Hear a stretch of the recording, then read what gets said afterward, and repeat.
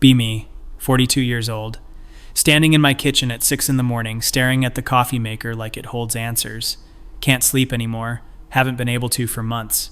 Used to pride myself on needing only 5 hours, powered by purpose and conviction. Now I lie awake, replaying conversations, dissecting where everything went wrong. The coffee maker gurgles, and I realize I forgot to put the carafe underneath. Watch the coffee splatter across the counter, and don't even move to stop it. This feels like a metaphor for something, but I'm too tired to articulate what. Eventually turn it off, and start wiping up the mess with paper towels. Paper towels I bought in bulk because they're more practical, even though I spent years lecturing others about waste. Funny how principles erode when you're just trying to get through the day. Sit down at the kitchen table with instant coffee instead. Tastes like regret, which seems appropriate. Look around at the house I bought myself, the space I cultivated to reflect my values. Bookshelves full of theory and manifestos, art prints from women artists, everything deliberately chosen. It all feels like set dressing now. A stage where the show closed and everyone went home. Check my phone, even though I know I shouldn't. 3 missed calls from my publicist about the podcast interview I was supposed to confirm. 2 emails from the organization asking when I'll finish the keynote speech draft. 1 text from my mother asking if everyone is all right. In that way she has of knowing they aren't, don't respond to any of them. Instead, scroll back through photos from 4 years ago. There we all are at the march, all 5 of us. The kids holding signs they'd made themselves. Olivia was 13 then, already tall and serious. Her sign read, "The future is ours to write." Sophie was 11, gap-toothed and enthusiastic, her sign covered in purple marker and glitter. Marcus was 10, quiet even then but seemingly engaged, his sign simple, "Equality now." Look at my face in that photo, the certainty radiating from every pixel. I knew exactly who I was and what I was doing. I was doing it right, and everyone else was doing it wrong. The righteousness was a warm, constant presence, like a second heartbeat. Close the photos, and set the phone face down. Hear footsteps upstairs. Someone's awake. Probably Sophie. She has early morning dance rehearsal. Dance rehearsal. Still can't think about it, without this acidic feeling in my chest. Not anger exactly, though there's some of that. More like watching a building you constructed with your own hands being demolished while you stand there holding the useless blueprints. She comes downstairs in pink, because of course she does now. Everything is pink or lavender or soft yellow. Her hair is in some elaborate braid she learned from a tutorial, makeup already applied with surprising skill. "Morning," she says without looking at me, going straight to the fridge. "Morning, sweetie. Do you want me to make you?" "I'm just having a yogurt. I'm not hungry in the mornings." She's always not hungry in the mornings now, watching her figure for dance, for the aesthetic. I've started and deleted so many conversations about this in my head, about how she's internalizing impossible beauty standards, how she's performing femininity for the male gaze. But I tried those conversations 6 months ago, and they went so badly I still feel the reverberations. She sits at the table across from me, scrolling her phone while eating. I can see her screen reflected in the window, some video of a girl talking about makeup. "How are you feeling about the showcase next month?" "Fine. Good. Mrs. Chen says I might get the lead variation if I keep improving." "That's wonderful, Sophie. I'm proud of how hard you're working." She looks up at me then, something sharp in her eyes. "Are you, though?" "What? Of course I am. You didn't come to the last performance. I had a commitment. I explained that. The conference was scheduled months in advance." "Right, your commitments." She goes back to her yogurt and I feel the familiar helplessness rising. This is how our conversations go now, skating on the surface of things, both of us armed. She finishes and rinses her bowl without being asked, a habit from childhood that somehow survived the ideological earthquake. "Taylor's mom is driving us. I'll be back around 11. Taylor, whose mother volunteers for political campaigns I publicly opposed, who bakes elaborate cakes for every holiday, who embodies everything I've spent my career critiquing. Sophie thinks Taylor's mom is wonderful, has said so explicitly. Okay, have a good practice." She's already heading to the door, bag over her shoulder, moving through the house like I'm just furniture. Watch her leave and finish my terrible instant coffee. Contemplate making real coffee now that I've cleaned up the first disaster. Decide against it. open my laptop instead. Look at the draft of the keynote speech I'm supposed to deliver. Raising the next generation of activists, parenting as political praxis. Stare at that title until the words stop meaning anything. I proposed this speech 8 months ago, when I still believed I had something to say on the subject. When I still believed my children were going to be my greatest success story. Used to mention them constantly in talks and articles, carefully anonymized but present. How I was raising them without gendered expectations. How I was teaching them to question everything. How my son played with dolls and my daughters built with blocks, and nobody was limited by arbitrary social categories. How we discussed consent and bodily autonomy and systemic oppression at the dinner table. How they were growing into conscious, critical thinkers who would change the world. The praise I got for this, the way other people looked at me with admiration and envy, the way I felt like I'd cracked some code everyone else was too conventional to see. Scroll to the section about teenage years, the part I can't seem to write, cursor blinking in the white space like a taunt. Close the laptop harder than necessary. Hear more footsteps upstairs. Olivia's alarm must have gone off. She takes longer to emerge. She's always been slower in the mornings. When she comes down, she's dressed in clothes that would have been unremarkable before but now feel loaded, feminine but not performative. She'd say if I asked just what she likes. She's wearing the necklace her boyfriend gave her. Delicate gold chain with a small pendant. Boyfriend.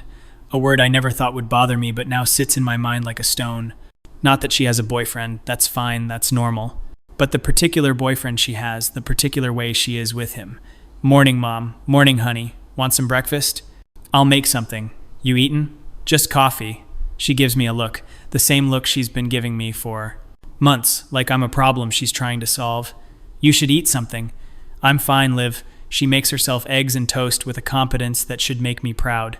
I taught her to cook, insisted all the kids learn, no gendered division of labor in this house. But somehow even her scrambling eggs feels like a repudiation now.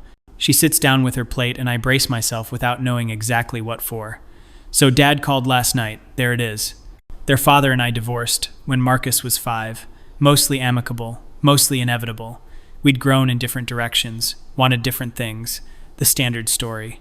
He lives 2 hours away, sees the kids regularly, pays his support on time.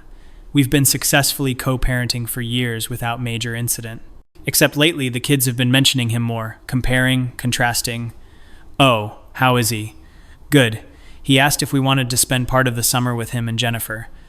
Jennifer, the woman he married 3 years ago, and V, occupational therapist who volunteers at animal shelters. Perfectly nice, perfectly conventional, perfectly happy in her perfectly traditional marriage. The kids love her, have told me so, repeatedly. That sounds nice. You 3 should go if you want to. You always say that. Say what? If you want to. Like you don't care what we do. That's not I'm respecting your autonomy, Liv. You're 17, you can decide how you want to spend your time. She stabs at her eggs with more force than necessary. Maybe I don't want to always be making autonomous decisions. Maybe sometimes I want you to act like you care. I do care. I care enormously. I just don't want to impose my will on you. Right. Because imposing your will would be authoritarian or whatever. The or whatever lands like a slap. This from the daughter who used to read my articles and ask thoughtful questions, who came to my office and sat quietly doing homework while I worked, absorbing the atmosphere of purposeful labor, who I genuinely believed understood what I was trying to build. Olivia, that's not fair, isn't it? You spent our whole childhood telling us to question authority and think critically and make our own choices, and now you're surprised we're making choices you don't like. I'm not surprised, You just what? You're clearly miserable, Mom. You barely sleep, you're not eating, you walk around the house like a ghost. I'm fine, I'm just busy with work. You're not fine, and it's not just work. We stare at each other across the table, and I see my own eyes in her face. Same hazel color, same shape, genetically linked and ideologically miles apart. I know you're disappointed in us, she says finally, quietly. I'm not disappointed. You are. You're disappointed that Sophie wants to be a dancer and wear pretty clothes. You're disappointed that I'm with Connor and actually like spending time on his family's farm. You're disappointed that Marcus. I am. Not disappointed. I'm just worried you're limiting yourselves based on external pressures and socialization that, see, you can't even help it. We can't just want things. It always has to be because we've been brainwashed by the patriarchy or capitalism or whatever system you're critiquing this week. Stand up without meaning to, coffee cup still in hand. That is not what I'm saying. I have spent my entire adult life fighting to expand the possibilities for people like you, so you could have choices I never had, and yes, it's painful to watch you choose constriction when you could have freedom. Your version of freedom, though, your very specific definition of what liberation looks like. There are objective measures of, are there, or are there just your measures?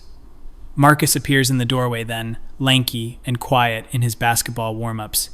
Basketball, another development I'm still processing. He looks between us, reading the temperature instantly. Bad time? No, Olivia says, standing up with her half-finished plate. I'm done anyway. I have to get to school early for the calculus study group. She leaves her dishes in the sink and disappears upstairs. Marcus hovers uncertainly. You okay, Mom? Yes, honey. I'm fine. Want me to make you something? Nah, I'll grab something at school. Early practice. He's already taller than me. Happened sometime last year. His voice fully changed, shoulders broadening, becoming unmistakably male in ways that shouldn't matter but somehow do. Not because I think masculinity is bad. I've never thought that. That's a mischaracterization of everything I believe. But because he's embracing it so unselfconsciously, so completely, without any of the critical examination I tried to instill. How's the team looking this year? Pretty good. Coach thinks we might make regionals. That's great, Marcus. You could come to a game sometime, if you wanted. The careful way he says it, protecting himself from anticipated rejection. I'll check my schedule. Yeah, okay. He grabs his bag and heads for the door, then pauses. Liv's right, you know, about the eating thing. You should take care of yourself. Then he's gone too, and I'm alone in the kitchen with the dishes and the silence. Look at the clock and realize I've been awake for 2 hours and achieved nothing. Think about the work I need to do, the emails waiting, the speech I can't write. Instead, I start washing dishes mechanically. Used to have a dishwasher, got rid of it during my minimalism phase. Convinced myself that manual labor was more mindful, more intentional. Now I think I just wanted to create more opportunities for suffering to prove my commitment. My phone buzzes with a calendar reminder. Editorial meeting 10 a.m. The magazine wants a piece about motherhood and activism. My editor's been asking for months. I keep telling her I'm working on it, finding the right angle. Truth is, I've written and deleted the same piece 17 times. Every version reads like a lie. Dry my hands and go upstairs to shower and dress.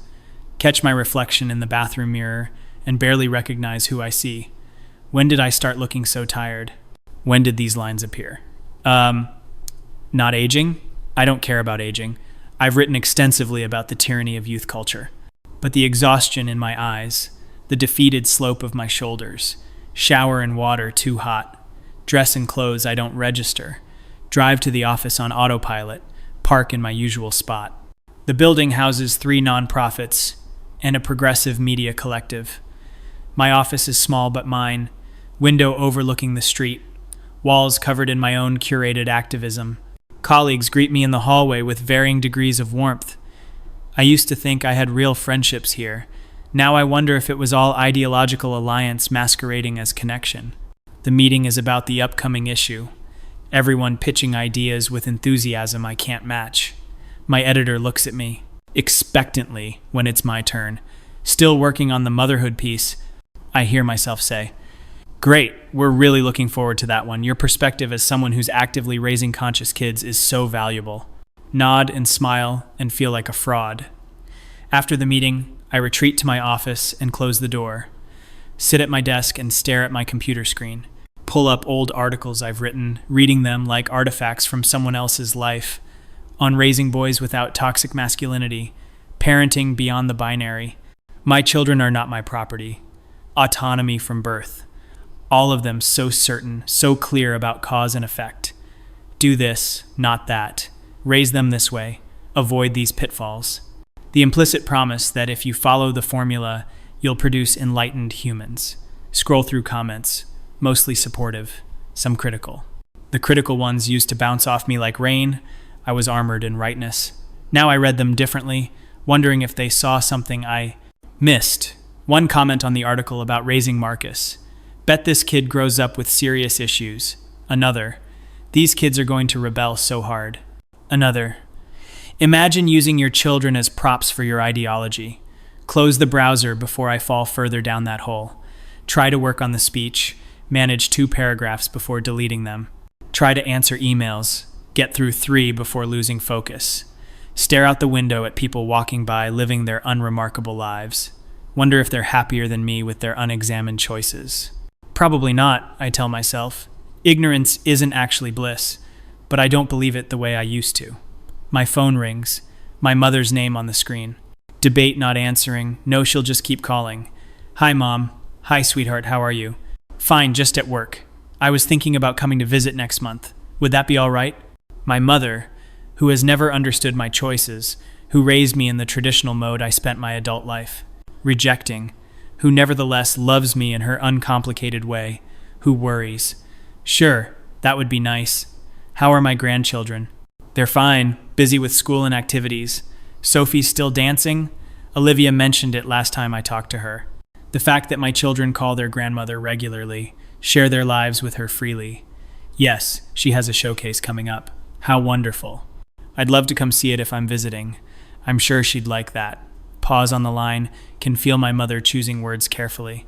And how are you, really? You sound tired. I'm fine, Mom. Just a lot going on with work. You work too hard. You always have. This is familiar territory. Her gentle criticism of my choices wrapped in concern. Someone has to do this work. I know you believe that. I just worry you're sacrificing too much. Want to snap at her. Defend myself. Recite all the reasons my work matters. But I'm too tired, and she's too genuinely worried. I appreciate your concern. I really do need to get back to work, though. All right, honey. I love you. Love you too. Hang up and put my head in my hands. Sit like that for I don't know how long. Until my neck hurts. Give up on being productive.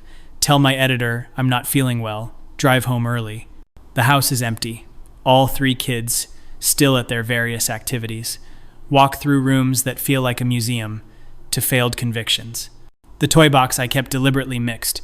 No separation between dolls and trucks. The kids' bathroom with the gender-neutral products I carefully selected. The bookshelf in the hallway, with age-appropriate books about diversity and justice. All of it still here. Artifacts of who I was trying to create. Sit on the couch and let myself remember when it felt like it was working. Marcus at 6, saying he didn't think it was fair that only girls could wear skirts if they wanted. Olivia at 8, asking thoughtful questions about why some jobs paid more than others. Sophie at 5, confidently telling another child that pink wasn't just for girls. The pride I felt watching them navigate the world with tools I'd given them. The validation every time they parroted back something I'd taught them. When did it shift? Was there a single moment or a gradual erosion? Think back, trying to pinpoint the beginning of the end. Marcus in middle school, coming home from a friend's house talking about video games I'd forbidden, not because of violence, I'd explained, but because of the way they depicted women. The look on his face when I explained this again, like I was speaking a foreign language. Olivia at 14, suddenly interested in clothes in ways that felt different, more intentional. Not just self-expression, but specifically feminine expression, traditionally so. My attempts to discuss it met with eye rolls and door closing.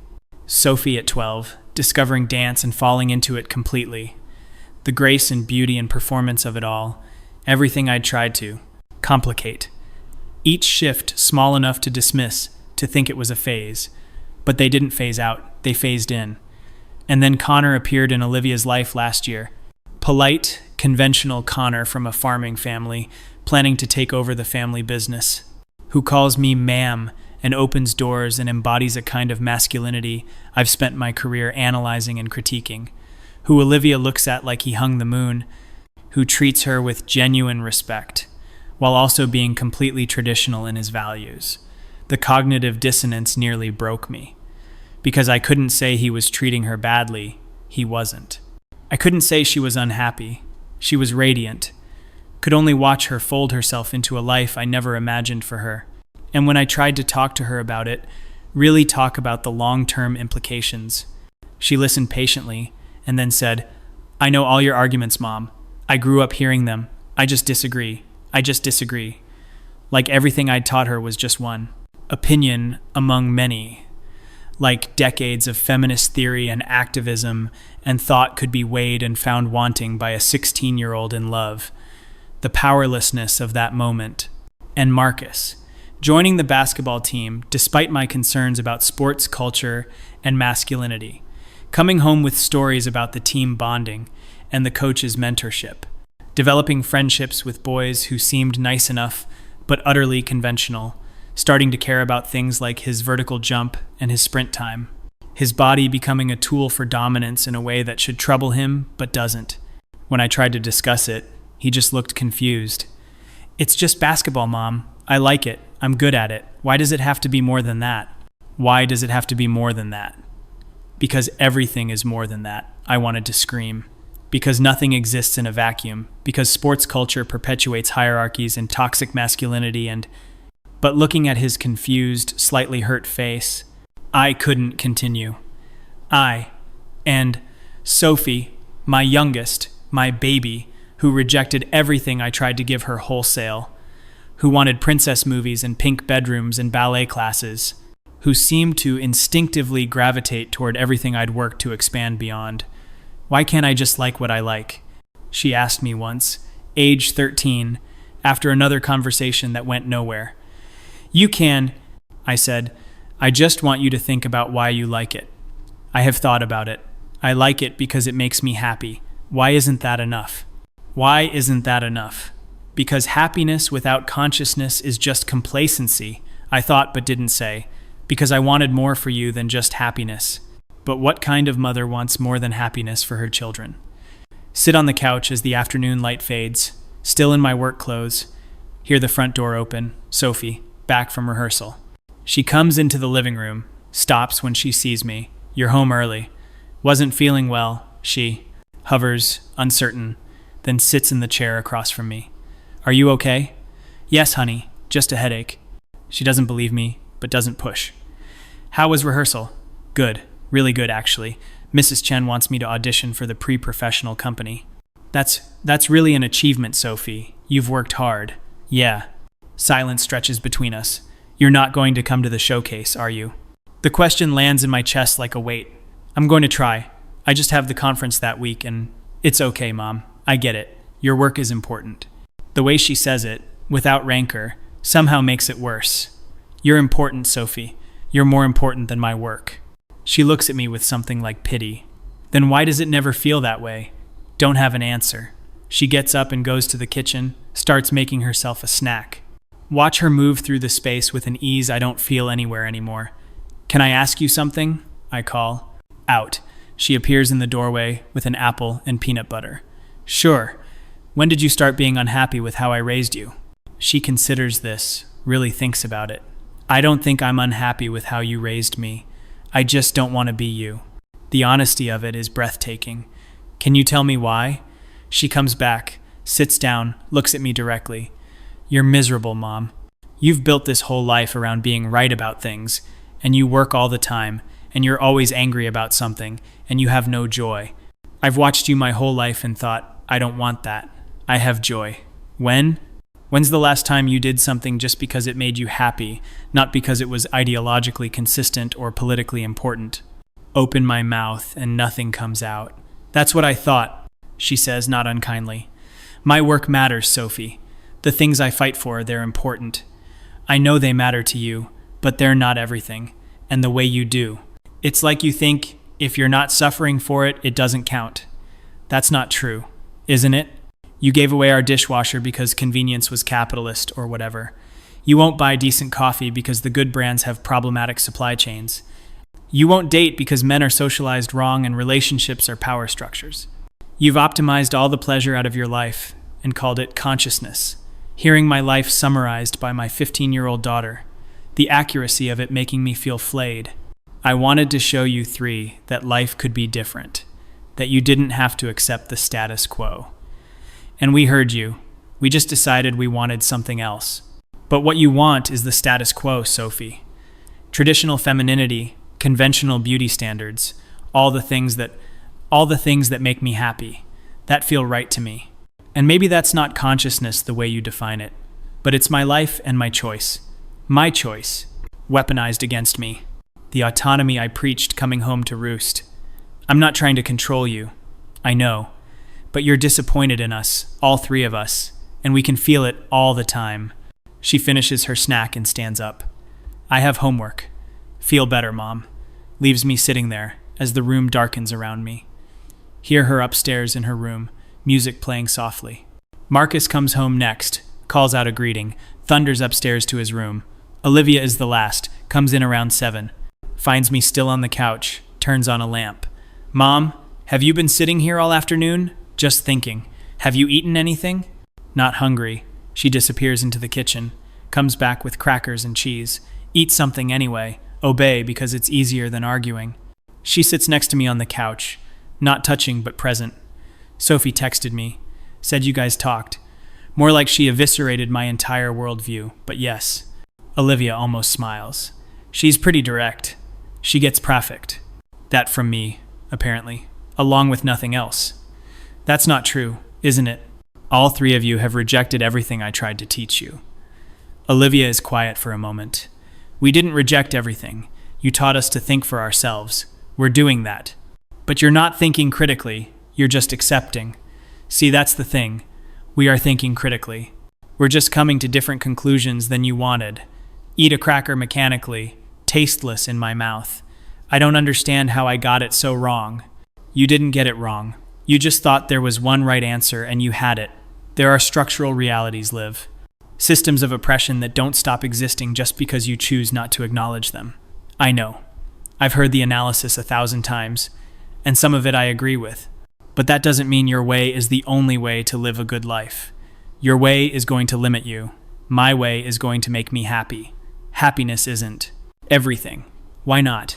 Why isn't happiness enough? The same question Sophie asked, circling back. Because consciousness matters. Justice matters. Fighting for a better world matters. And I can't do any of that while also wearing dresses and dating Connor and maybe wanting to get married someday. You can, but you don't think I will. You think I'm selling out, betraying the cause, wasting my potential, realize I'm crying, and don't remember when that started. I think I'm watching you choose a smaller life than you could have. Olivia takes my hand, the first physical affection between us in months. Mom, listen to me. My life isn't smaller, just because it looks different than yours. I'm going to college. I'm going to have a career. I'm also going to have a family and a husband, and maybe live on a farm, and make jam, and host Thanksgiving dinner. And all of that is going to be my choice, my life, lived on my terms. But the terms have been set by what? By history? By society? Maybe. Or maybe I just like what I like and want what I want, and that's okay. It's not that simple. Why not? You're the one making it complicated. She squeezes my hand and lets go. I love you, Mom. Marcus loves you. Sophie loves you. But we can't be your proof of concept. We're just people trying to figure out our own lives. She gets up and heads for the stairs. I'm going to call Connor and then do homework. You should eat more than crackers. Alone, again, in the half-dark living room, pull out my phone and scroll through social media. See posts from colleagues, people I admire, activists doing important work. Used to feel connected to this community, part of something larger. Now it feels like watching through glass. See a friend posted about her daughter getting accepted to an engineering program. Another posted about her son volunteering at a reproductive rights organization. Their children performing ideology correctly, being who their parents intended. Feel a surge of something ugly and envious. Close the app and open my photos instead. Scroll back years, watching my children get younger. There's Marcus at 7, wearing the dress he insisted on for a week. I was so proud of that phase, wrote about it, used it as evidence that kids would reject gender norms if given the chance. The dress phase lasted exactly 9 days. There's Olivia at 9, serious and thoughtful, reading a book about women scientists, who is now reading romance novels and watching cooking videos. There's Sophie at 4, building an elaborate block structure, who now choreographs dances and practices in pink tutus. Keep scrolling back to when they were babies, tiny and helpless and full of potential. when I could still believe they would become exactly who I envisioned, when the future felt like a project I could complete successfully through sufficient effort and correct principles. Remember holding each of them as newborns, making promises that I would raise them free from the limitations I'd faced, that I would give them tools to dismantle oppressive systems, that they would be warriors for justice, conscious and committed. Such certainty in those promises, such conviction that I knew the right way. Get up from the couch finally, body stiff from sitting, heat up some soup, eat it standing at the counter. Can hear the kids in their separate rooms, separate lives. Used to insist on family dinners every night, discussions around the table.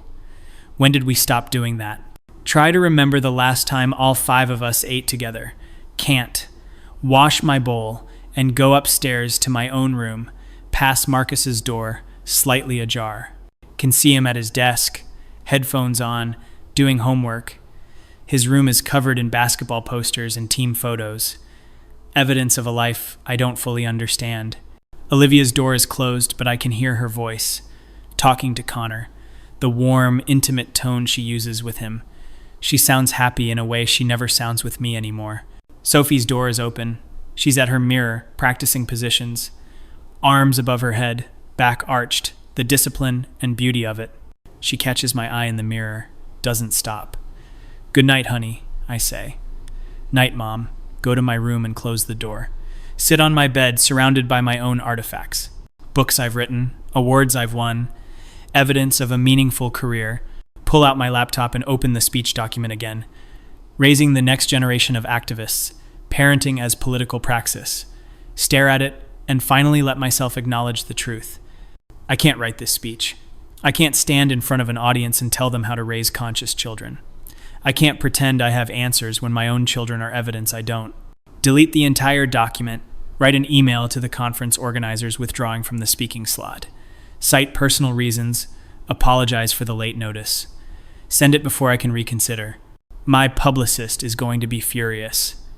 The organization is going to be disappointed. My reputation will take a hit. Don't care. Can't care. Too empty to care. Lie back on my bed, fully clothed. Remember a conversation with Olivia years ago. She must have been 12. She'd asked me what I wanted to be when I grew up. I'd explained I was already grown up. This was what I wanted to be. She'd looked confused and asked, "But are you happy?" I'd given her some answer about how happiness wasn't the goal. Meaning was. She'd accepted this at 12, but clearly never internalized it. My phone buzzes with responses to my withdrawal email. Don't read them. Instead, open a text to my mother. "You were right. I work too much and I've sacrificed too much. I don't know how to fix it." Her response comes immediately. "You don't have to fix it all at once. Just start showing up for your children. The rest will follow."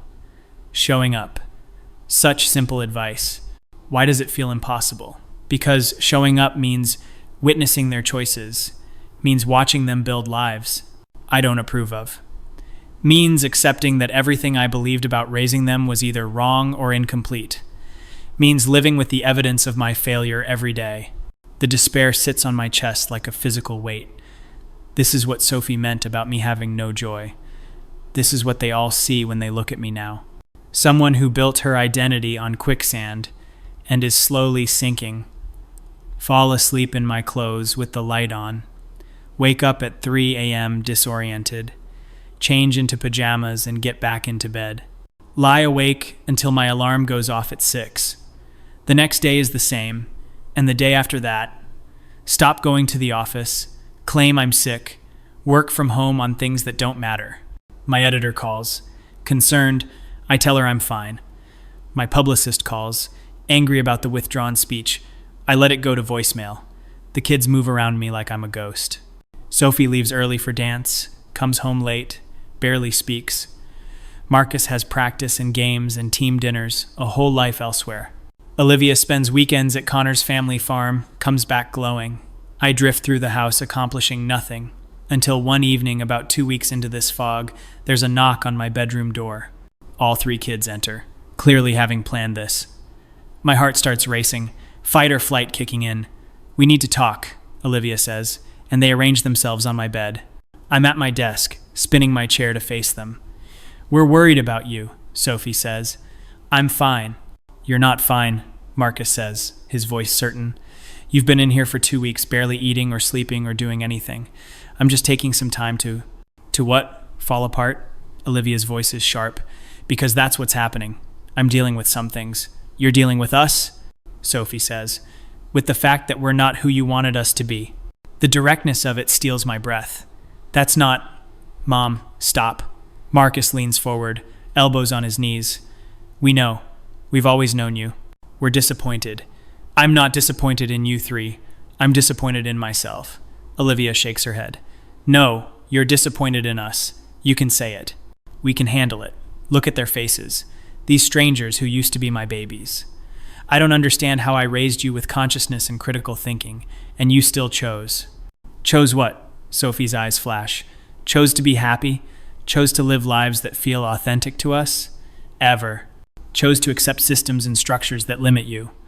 Or chose to find freedom within them, Olivia says. Did you ever consider that? There is no freedom within oppressive systems. That's definitional. Marcus makes a frustrated sound. See, this is what we're talking about. You can't hear us. You just hear your own theories. I'm listening. Are you? Olivia challenges. Because every time we try to tell you who we are, you tell us we're wrong. That we've been socialized or indoctrinated or we just don't understand. I've given you the tools to understand. You've given us your tools, Sophie says. Your framework, your way of seeing the world. But it's not the only way. Some ways are more conscious than others. According to you, Marcus says. We're all quiet for a moment. You can feel this slipping away from me, whatever this intervention was supposed to be. Do you love us? Sophie asks suddenly. The question is so unexpected, I just stare at her. What? Of course I love you. How can you even ask that? How can you even ask that? Because it doesn't feel like you love who we actually are. It feels like you love who you wanted us to be. The words land like blows. That's not true. I love you exactly as you are. Then prove it, Olivia says. Come to Sophie's showcase next week. I have the conference. You withdrew from the conference, Marcus says. Sophie told us. Of course they talk to each other about me. Come to my showcase, Sophie repeats. Sit in the audience and watch me dance, and don't think about whether it's feminist enough or whether I'm performing femininity for the male gaze or any of that. Just watch your daughter do something she loves. And come to one of my games, Marcus adds. Just one. Watch me play basketball and be good at it and enjoy it without analyzing the toxic masculinity of sports culture. And have dinner with me and Connor, Olivia says. Actually get to know him instead of seeing him as a symbol of traditionalism you need to deconstruct. They're all looking at me, waiting. This is the moment. I can say yes and mean it, and show up for their lives as they actually are. Or I can continue mourning the children I thought I'd have. The choice shouldn't be this hard. I want to, I hear myself say, and my voice cracks. I want to be there for you. I just don't know how to reconcile. You don't have to reconcile anything, Olivia interrupts. You just have to show up. There's that phrase again. Just show up. As if it's simple. As if it doesn't require dismantling everything I've built my identity around. What if I can't give you what you want? The admission feels like failure. What if I can't just accept your choices without critique? We're not asking you to abandon your beliefs, Marcus says. We're asking you to make room for ours, even when yours are objectively more limiting. Sophie actually laughs, but it's not unkind. See, you can't help yourself. Our choices are limiting. Your choices are liberating. There's no world where you're wrong and we're right. Because there are actual frameworks for analyzing these things, actual theory and research. And, Mom, Olivia's voice is gentle now. What if you're not happy because you're so busy being right? The question echoes what Sophie said before. What my mother has implied for years. What I've been avoiding confronting. My work is important. We know, Marcus says. We're not saying it isn't. We're saying maybe it's not everything. What else is there? They look at each other, some silent sibling communication. Us, Sophie says finally. There's us, your actual children, not your theoretical children. We're here, and we love you, and we want you in our lives. but not if it means constantly being measured against your ideology and found wanting. Feel tears starting and don't try to stop them. I thought I was doing everything right. You did the best you could, Olivia says. You raised us to think for ourselves. We're doing that. It just doesn't look like you expected. You're supposed to be better than I was. We are better, just in different ways. Cry harder. Years of certainty crumbling. Sophie gets up and comes over, hugs me awkwardly, then Marcus, then Olivia, and we're all tangled together. There haven't held them like this in years. When did I stop hugging my children? They let me cry until I'm empty. When I finally pull back, they're all watching me with something like hope. I'll come to the showcase, I say to Sophie. Front row, and I'll try not to analyze it. That's all I'm asking. And I'll come to your next game. I tell Marcus. Though I can't promise I'll understand what's happening. He grins, and I see the little boy he used to be. I'll explain it to you. And dinner with Connor, I say to Olivia, though the words taste strange. When? This weekend? Saturday night? Okay, Saturday night. They're all smiling now, careful but genuine. We should let you sleep, Olivia says. You look exhausted. They file out and I'm alone again. But it feels different, somehow. Less like abandonment, more like space. Get into bed, and actually sleep through the night for the first time in weeks. Wake up to sun through the window and texts from all 3 kids. Sophie, thanks for agreeing to come, Mom. Marcus, game is at 7 on Friday if you can make it. Olivia, Connor is really nervous about dinner, lol. Respond to each of them with simple affirmations. Get up and make real coffee, eat actual responder. Breakfast. Open my laptop and look at the work I've been avoiding. Write an email to my editor explaining I need to take a leave of absence. Not forever. Just time to recalibrate. She responds with understanding and concern, tells me to take care of myself, spend the next few days in a strange limbo. Not working, but not quite living either. Trying to figure out who I am if I'm not the person I've been for 20 years. Friday comes and I dress for Marcus's game. Jeans and a sweater, nothing special. Arrive at the gym early, find a seat in the bleachers. Other parents around me, chatting and laughing. I realize I don't know any of them, have never come to these. Marcus spots me during warm-ups. His whole face lights up. Waves, and I wave back. The game starts, and I'm completely lost. People are yelling things I don't understand. The ball moves so fast I can barely track it. But Marcus is good. I can see that, even with my limited understanding, he moves with confidence and skill, working with his team. There's joy in how he plays, pure, uncomplicated joy. He scores and his teammates swarm him, celebrating. Find myself on my feet, cheering with everyone else. He looks up at me and grins. In that moment, I'm not thinking about sports, culture, or masculinity or any of it. I'm just watching my son be happy. They win, and afterward Marcus finds me with his teammates. Mom, this is everyone. Guys, this is my mom. They're polite, respectful, typical teenage boys. Not the toxic masculine nightmares I'd imagined. Just kids playing a game they love. You were really good, I tell Marcus. Yeah, you think so? I have no idea what I'm watching, but yes, you were good. He laughs and hugs me, sweaty and happy.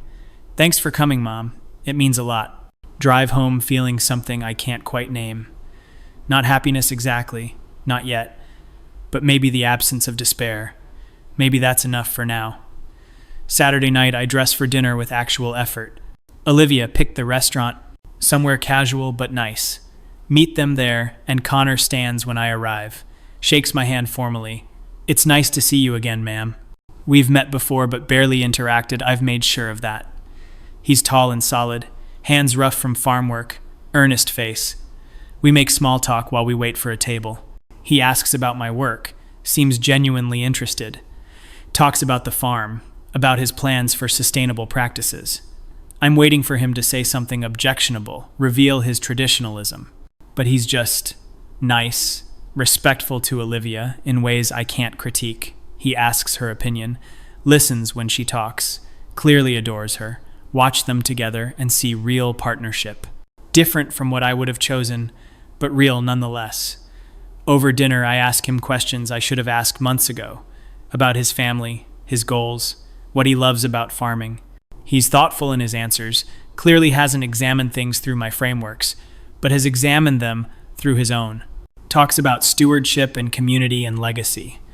Values I've dismissed, but hearing him articulate them, they sound less hollow. Olivia is glowing, watching us interact. Connor's teaching me about crop rotation, she says at one point. And she's helping me with the business side, he adds. She's way better with numbers than I am. They have plans, real plans, for building something together. Not the life I imagined for my daughter, but a life she clearly wants. The life she's choosing. What do you think, Mom? Olivia asks as we're finishing dessert. I think he makes you happy, and that's not nothing. She reaches across the table and squeezes my hand. It's not nothing, she agrees. Drive home alone and sit in my car in the driveway. Everything I believed is still in my head, all the theory and analysis. But it feels less solid somehow, less totalizing. Like maybe there's room for something else alongside it. Finally go inside and find Sophie in the kitchen making tea. How was dinner? Good.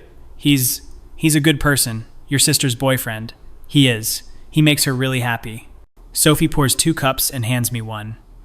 We sit at the table together in comfortable silence. Are you still coming on Wednesday to the showcase? I promised I would. I know. I just wanted to make sure. I'll be there, Sophie. Front row. She smiles into her tea. You don't have to love dance or think it's feminist or anything. I just want you to see me. I want to see you. I'm sorry I haven't been. It's okay. Well, it's not okay, but I understand it's hard for you. My 15-year-old daughter understanding my emotional complexity.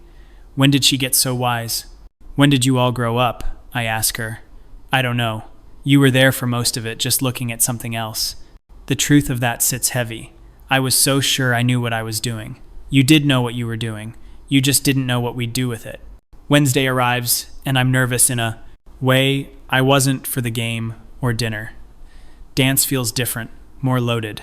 Sophie in pink performing femininity on stage. Everything I've critiqued, embodied by my daughter. Arrive early, get a seat in the front row as promised. Read the program, find Sophie's name listed several times. She's in more pieces than I realized, clearly a featured dancer. The lights dim and music starts. Watch young dancers perform with varying levels of skill. Then Sophie comes on stage and something shifts. She's transformed, fully present in a way I've never seen. The technical skill is obvious even to me, but it's more than that. She's telling a story with her body, communicating something wordless. There's power in it, real power. Not the power I've spent my career defining, but power nonetheless. The strength required for those movements, the discipline, the artistry. She's in complete control of her body and the space, commanding the audience's attention through skill and presence. Watch her and feel. Something crack open in my chest. This is my daughter. This is who she chose to be, and she's magnificent. The piece ends, and I'm on my feet applauding before I realize I'm standing. She takes her bow and finds me in the audience. The smile on her face is worth everything.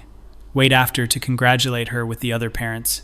She comes out in street clothes, hair still pinned up, glowing, throws her arms around me. You came. You actually came. Of course I came. Sophie, you were incredible. Yeah? Really incredible. I had no idea you were that good. I tried to tell you. I know. I'm sorry I didn't listen. Meet her dance teacher, who praises Sophie's dedication and growth. Other parents congratulate her. She's clearly respected here. This whole world she built without me. Drive her home, and she talks about the performance, what went right and wrong. I listen without trying to redirect or reframe. Just listen to my daughter talk about something she loves. When we get home, Marcus and Olivia are waiting. How was she? Marcus asks. Absolutely amazing, I tell them honestly. Sophie blushes and they high-five her. We end up in the living room together, all 4 of us, talking about the performance and the game and Olivia's upcoming visit to the farm. Just talking, like a family, like we haven't in years. The next few weeks are strange. I'm not working, not actively pursuing anything, just trying to be present for the life happening around me. Go to more of Marcus's games, slowly learning the rules. Have dinner with Olivia and Connor again. He's growing on me despite myself. Watch Sophie practice at home, her discipline and focus. Start cooking dinner regularly, insisting we eat together. The kids are surprised but willing. Conversations are stilted at first, we're all out of practice. But gradually they warm up, sharing their days. I practice listening without correcting or contextualizing. It's harder than any work I've ever done. One evening, Olivia asks, what I'm going to do about my career. I don't know yet. Are you going to quit? I don't think so. I still believe the work is important. But, Sophie prompts, but maybe I need to hold my beliefs differently, less tightly. What does that mean? Marcus asks. I'm not sure yet. Still figuring it out. Olivia nods slowly. I think that's good, Mom. The certainty was kind of a lot. Was I really that bad? They all exchange glances. You were pretty intense, Sophie says diplomatically. Everything had to mean something, Marcus adds. Nothing could just be what it was. I wanted you to think critically about the world. And we do, Olivia says. We just don't always come to your conclusions. Nod and take this in. Still working on not arguing. My mother visits the next month and is shocked by the changes.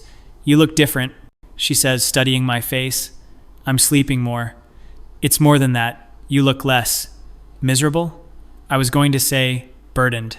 We're in my kitchen, the kids at school, just the two of us. I've been trying to let some things go. Like what? Like needing to be right all the time. Like controlling how my children turn out. Like thinking I have all the answers. My mother is quiet for a moment. That must be hard for you. It's been excruciating, actually. She laughs softly. I imagine so. You've always been so certain about everything. You never were. Certain, I mean. No, I mostly just tried to love you and hope for the best. I thought that was lazy parenting. I thought I was better because I was intentional. And now? Now I think maybe you understood something I didn't. She reaches across the table and takes my hand. Your children are wonderful, sweetheart. All three of them. They are. They're not what I planned, but they're wonderful. Maybe that's the point. She stays for a week, bonds with the kids in ways I envy. They're easy with her, relaxed, themselves. Coms watch her with them and see what I couldn't give. Uncomplicated acceptance, joy in who they are. After she leaves, I sit with the loneliness. Realize I've lost most of my friendships over the years. People fell away, or I pushed them away when they didn't meet ideological standards.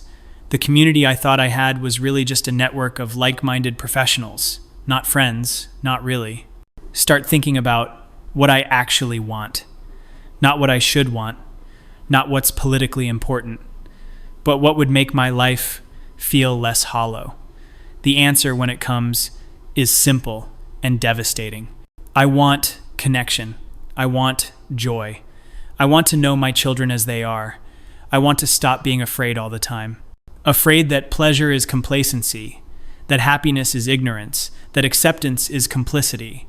Start working with a therapist, something I resisted for years. Because therapy was for people who couldn't think their way through problems. But thinking hasn't solved this. She asks what I'm afraid of, and I can't answer at first. Finally, I'm afraid that if I let go of being right, I'll have nothing left. What if there's something else underneath? What if there isn't? Work on this in session after session. Slowly, painfully, examining what I built my identity on. The therapist doesn't tell me my beliefs are wrong, but helps me see how I've weaponized them against connection. How being right became more important than being loved. How I chose ideological purity over human messiness. Months pass and I start writing again. Not articles or speeches, just for myself. Trying to make sense of what happened. How I got from there to here. Write about certainty and how seductive it is. Write about raising children as if they were projects instead of people. Write about the difference between principles and rigidity. Write about my children with honesty for the first time. Who they actually are, not who I wanted them to be. Sophie reads what I'm writing one day when I leave it open, comes to talk to me about it. This is really honest, Mom. Too honest? No, it's good. It's real. I'm thinking about maybe publishing something, eventually, not the usual venues. What would you say? That I got a lot wrong, that ideology without love is just cruelty, that my children taught me more than I taught them. She sits with this. Will your people hate you for that? Probably some of them. Is it worth it? I think it might be. I think maybe someone else is where I was and needs to hear they can choose differently. She hugs me suddenly. I'm proud of you. Coming from her, it means everything. Olivia announces she and Connor are engaged on a random Tuesday. She's 17, which seems impossibly young, but she's calm and certain and happy. My immediate instinct is to object, to list all the reasons this is too early. Take a breath and just hug her instead. Congratulations, honey. You're not going to tell me I'm too young? You are very young, but you're also thoughtful. And you know, your own mind. We're not getting married until after I finish college, Connor insisted. That's good. That's smart. She studies my face. You really mean it? The congratulations? I'm trying to. I'm happy if you're happy. I am happy, Mom. Really happy. Watch her call Connor to tell him I didn't freak out. His relief is audible, even from across the room. Realize he was genuinely worried about my reaction. What kind of person did I become that people fear my responses? Marcus gets recruited to play basketball in college. A small school, but a good program. Partial scholarship. He's ecstatic, and I'm genuinely proud. Go to his signing day at school, watch him make it official. Other parents congratulate me, and I accept it awkwardly. I haven't been part of this community. They don't quite know what to make of me. But they're kind anyway, generous. Marcus gives a short speech thanking his coaches and teammates and family. Mentions me specifically. Says I believed in him even when he wasn't sure I did.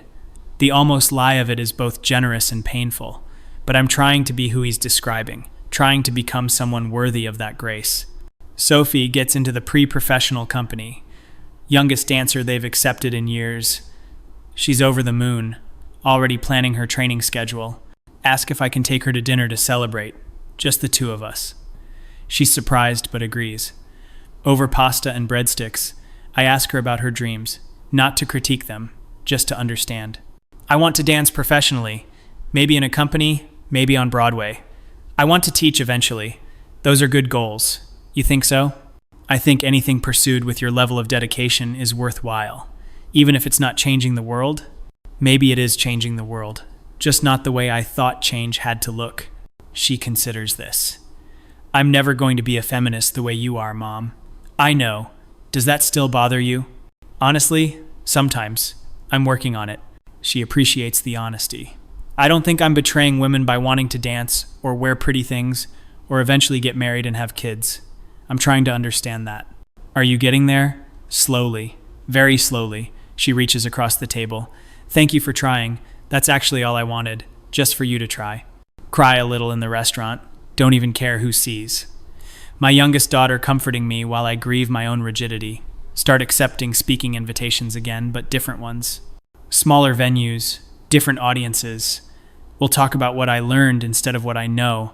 Talk about the gap between theory and practice, ideology and love. Some people are angry, say I've sold out or given up. Others message me privately saying they relate. They've struggled too. One woman writes about her own estrangement from her adult children. I thought I was doing everything right too, she says. Help her as much as I can, share what I'm learning. Realize this. Honesty might be more valuable than the certainty I used to project.